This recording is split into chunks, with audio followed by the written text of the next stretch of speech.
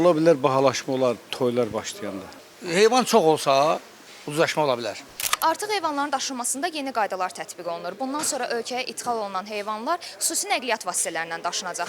Nəzərə almaq lazımdır ki, ölkəmizdə ətə olan tələbatın müəyyən bir hissəsi xaricdən gətirilən heyvanlar hesabına ödənilir. Bəs görəsən bu vəziyyət ət bazarına necə təsir göstərəcək?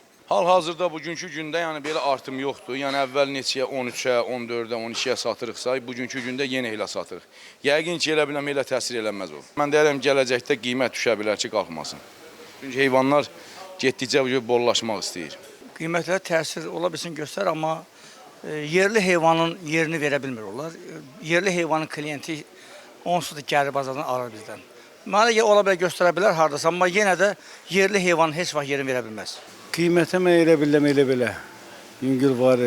Elə bizim ətlər marojna xaldinik maşınları ilə gəlir. Hazırda qiymətlər hansı aralıqdadır?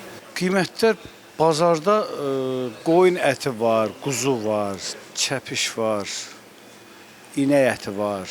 Bunlar hamısı razı qiymətlərədir. Bu dəqiqə təmiz mal əti, düy ətləri 12-13 arası dəyişir. Qoyun əti 12-13 arası dəyişir. Quzular amma 18-20 manat. Yaxın gələcəkdə qiymətin dəyişməsi gözlənilirmi? Bahalaşma və yaxud da ucuzlaşma? Qiymətlərin kənardan gələn mallar var. Bizim malların qiymətlərinə təsir edir ki, aşağı düşsün. Əlbəttə ki, yeni qaydalar qiymətləri artıracaq. Əgər biznesin əlavə xərci yaranırsa, xüsusi tələblər müəyyənləşdirilirsə, biznes xərclədiyi vəsaiti mal və qiymətlərin üzərinə gəlir və qiymətlər artır. Çünki bu xüsusi təyinatlı avtomobillərin Azərbaycanda olub-olmaması ilə də bağlı bir məlumat yoxdur. Əgər bu az saylı olacaqlarsa, belə avtomobillərin sayı, çox güman ki, onlar icarə əsasında götürəcəklər iş adamları. İcarə əsasında götürəcəklərsə, əlavə vəsait ödəməli olacaqlar və s.